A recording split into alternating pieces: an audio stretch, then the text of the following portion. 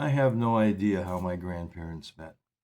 What I know are just bits and pieces, and the biggest bit and piece that I know is that my grandfather, whose brother was already in the United States, in Chicago by the time my grandfather arrived, was murdered. But nobody seems to know why or who did it. Anyway, um, I have a feeling now that I've been thinking about this as I'm writing this book that my grandparents met in Chicago when they both had arrived, yes?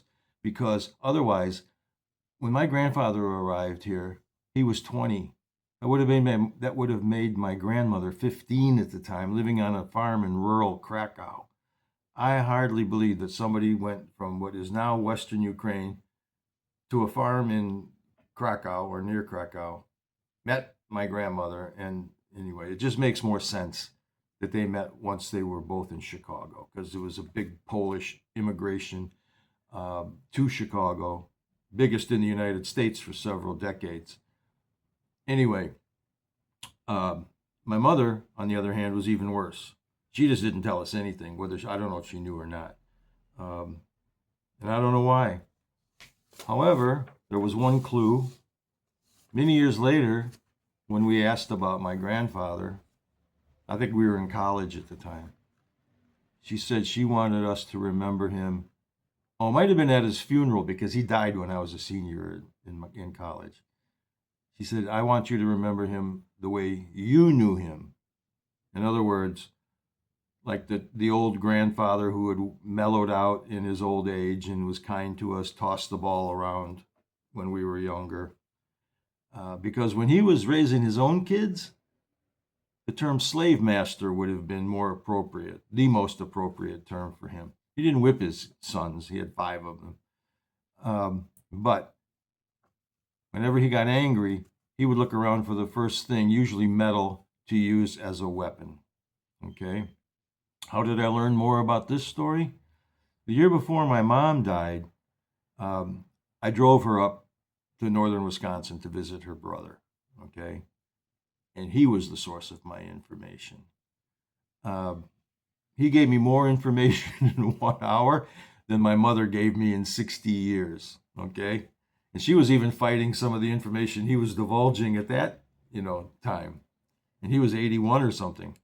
Um, anyway, when I say it bothers me now, that's an exaggeration. It would have been nice to have the information, more information about my heritage, but it doesn't really matter. It doesn't affect my life in any way, positive or negative. Now, moving back to the present, at some point when I was in college, undergrad, I learned that my dad's blindness not a cause, was not caused by medical malpractice. That left me with one conclusion. It had to have something to do with his mental state of mind, but that didn't seem normal because he acted normal. You know what I mean? So it's not like he had a mental problem. So I let it go. Leave the past in the past, where it lies, right? Well, this is probably a good time to tell you how I learned the complete story about the surgery.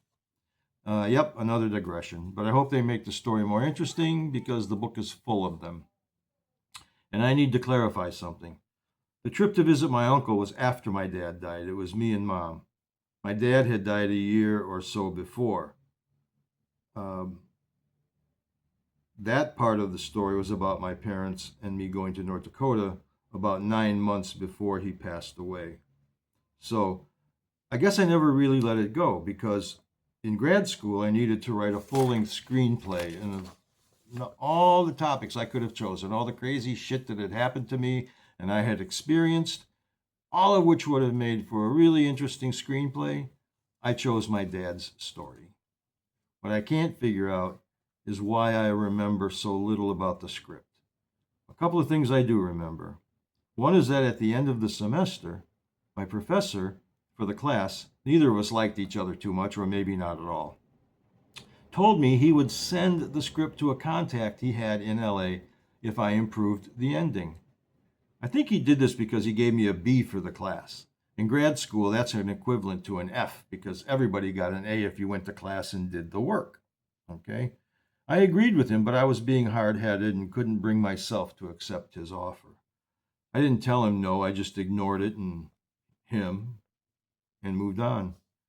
Probably not the smartest move on my part, but I'm more than happy with how my life turned out, even without a chance of success in Hollywood.